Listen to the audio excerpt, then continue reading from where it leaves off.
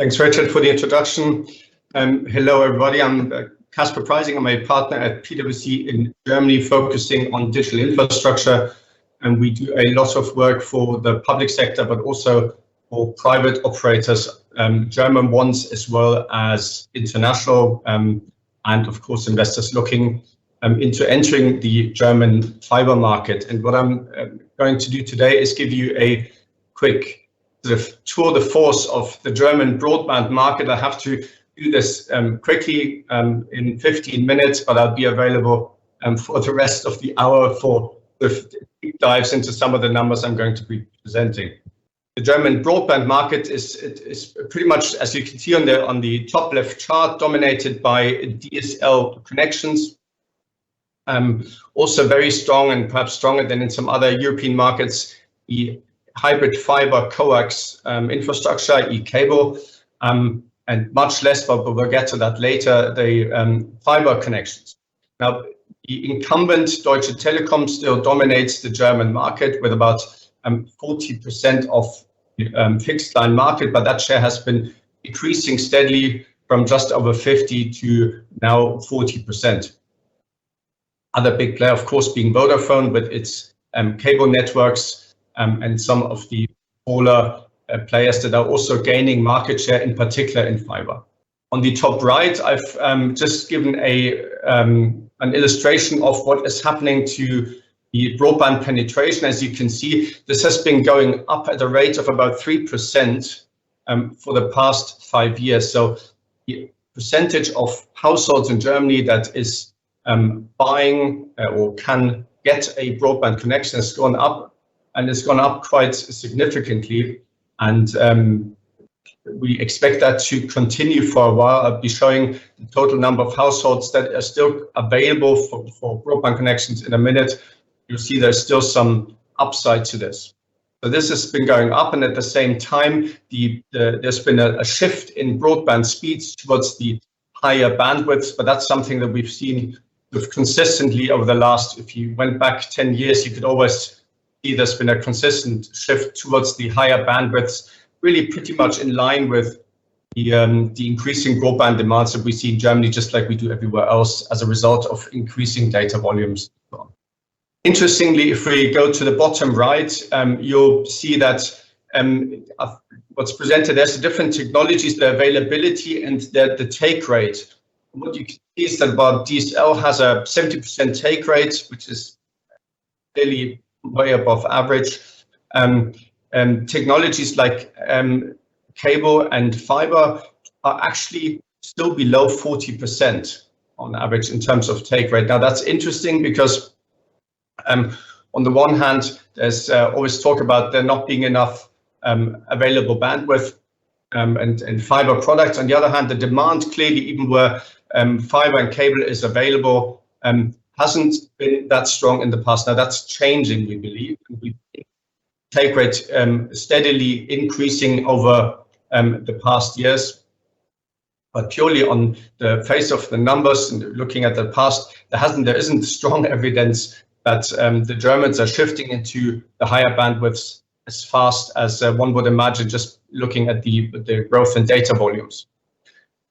The bottom left chart is very key to German fiber, because it shows that where the central sort of issues in terms of broadband supply, and if you like, from a government perspective, because there you can see the bars to the right where it shows the availability of gigabit connections, and there you can see this urban-rural gap that Germany has to sort of overcome.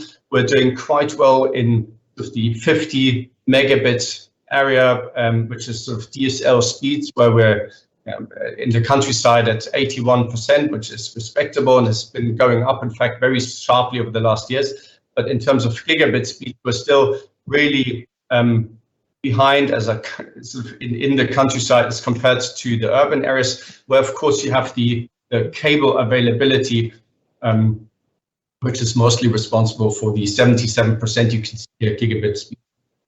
This slide is very familiar to sort of Germans and German observers. That Germany sort of lingering in the far right end of a European league table in terms of fiber coverage. We've really grown strongly over the last years, but it's still only 16%. And with that, together with Britain and Italy and France, although they've moved a little faster, we're still lagging the field. And the reason really, there's a number of reasons, of course, but one important reason is the rather good quality or good coverage in terms of copper coverage. There is good coverage. There's been lots of investment in DSL technology over the last years that kind of ties us over, if you like, and is able to satisfy demand at the moment. So there perhaps hasn't been as strong a demand side sort of push to this has been the case in other countries. Going to the next slide, you can see that although it's only 16% fiber coverage, in fact Germany, together with the UK and I think Italy has been and France has been top 3 fastest growing EU market in terms of fiber coverage. So a lot has happened over the past 5 years already, with very strong altnet players in the German market, really pushing the fiber coverage more than Deutsche Telekom has done in the past.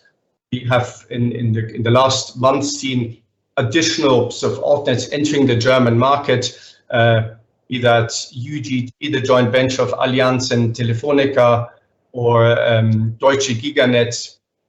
So there's really a lot of movement in the German market, new players entering, and with those new players, of course, a lot of private capital that's being invested in the German fiber market. So there's been a huge amount of interest, and it continues to attract investor interest, which from a German coverage perspective is of course really exciting, because it brings capital and professional players into the German market.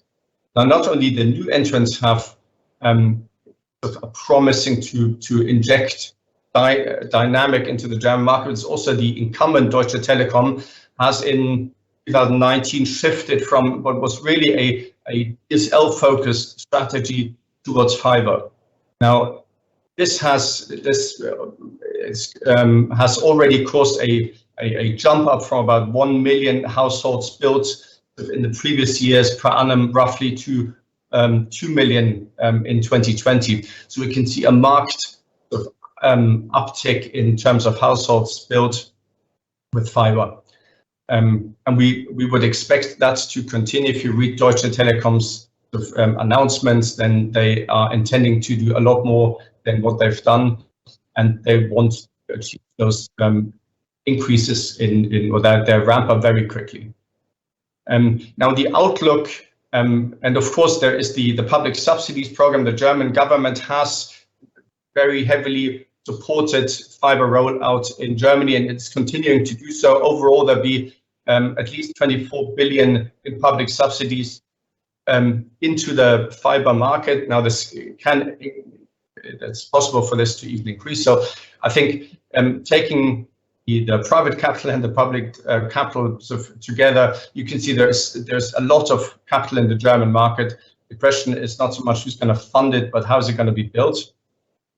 And if you go to the outlook, then I've just really taken two from one from IDATE, the FTTH Council, and the other from BREKO, which is German sort of industry association. And they're both not really comparable, but they're both forecast really steep growth rates for fiber.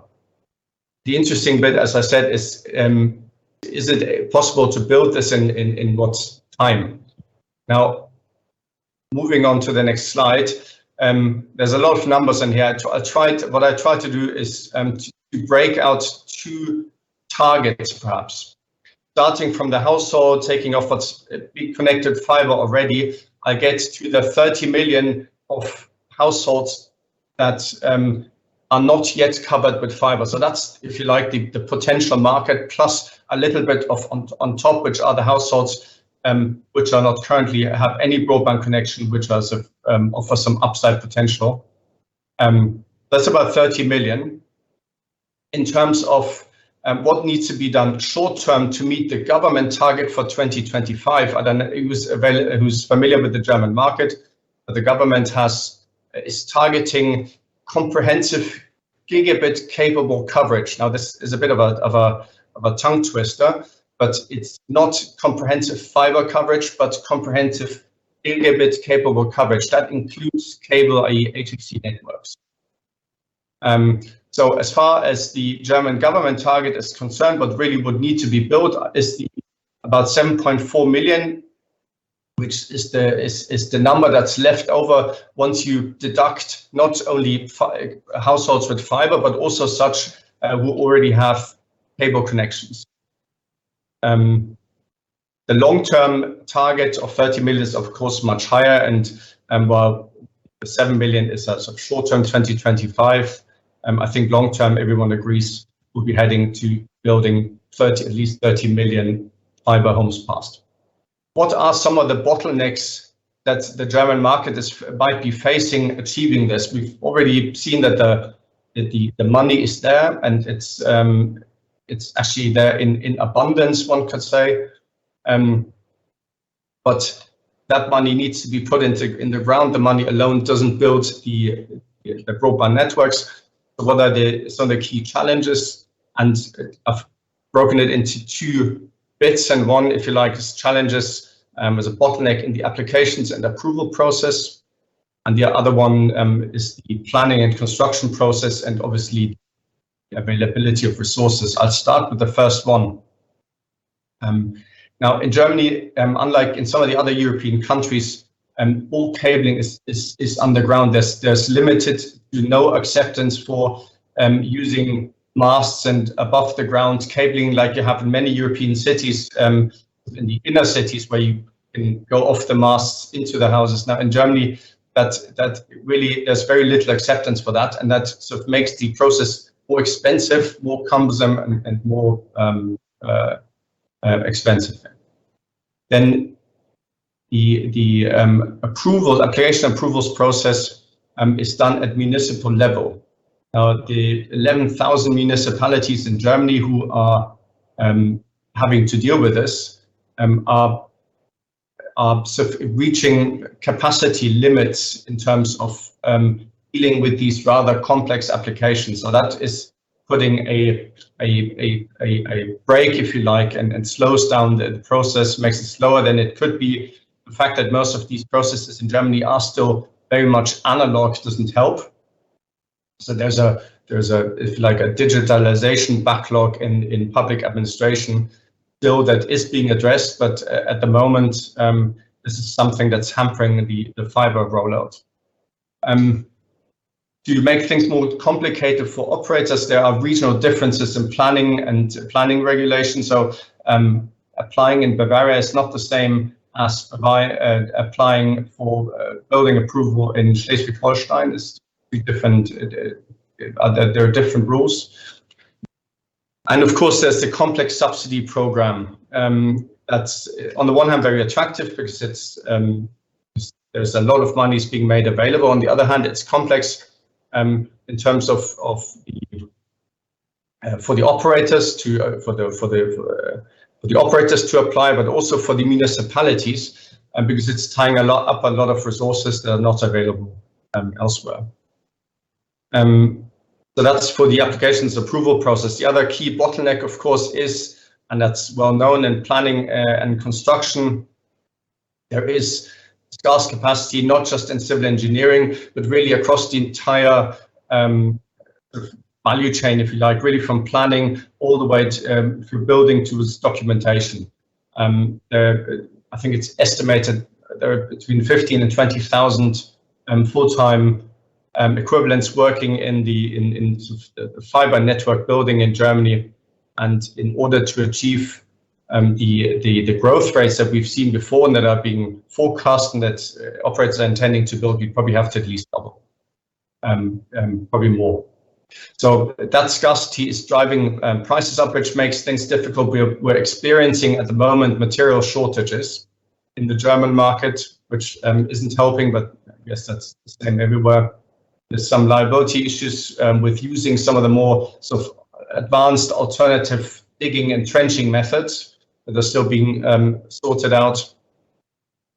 And there is a tendency of sort of municipalities, and that's really for purely political reasons, to design subsidy project areas in a way that includes virtually every household in the subsidy, which in turn makes them potentially unattractive because it includes a lot of very remote addresses which are expensive and in a way inefficient to connect, because they use up a lot of civil engineering resources for very little market share in return. So what are some of the things that we expect to see in the market? I just picked out a few that I thought might be interesting. We would expect to see a stagnating take-up rate despite the increasing demand that I mentioned earlier, purely because with so many operators now in the market and looking to secure market share, we would expect some of them to skip the pre-marketing and demand aggregation phase where they collect signatures and contracts before they even start building a fiber network, in favor of just building and securing those contracts later. There'll be a lot more homes passed and not so many homes connected. So that's the first one. The second one, we would expect pretty much for the same reason, overbuilt in some of the cable areas, simply because with so many new entrants into the market, there'll be and they're typically targeting or used to target the rural market with the denser parts of the rural market, where you have very low available bandwidth, very little competition. So there's a high sort of demand, and it's relatively quick to build. Now, with more players cramming into that market, looking for that sweet spot, we think there'll be some spillover into currently cable serviced areas. Plus, of course, there's some highly attractive, really densely populated parts in some of the big metropolitan areas, which we believe will be targeted. There is an issue increasingly that we're seeing or hearing about, that the build quality is under pressure, certainly due to the material shortages. We're seeing that alternative suppliers have to be found, but also because there's simply a lot of pressure on the fiber build out. There's a lot of sort of new labor inflow into the German market. So in some cases, we believe there will be pressure on the quality standards, which in turn affects the sustainability of those networks, and is something that investors should look out for, depending on how long they're looking to hold the asset. And lastly, and I think this is very important also for some of the real estate investors, that there'll be increasingly a focus on in-house fiber, building out in-house fiber networks. And that's, for one, the German telecommunications regulation has opened up that market, broken the stranglehold of the cable companies on the large real estate.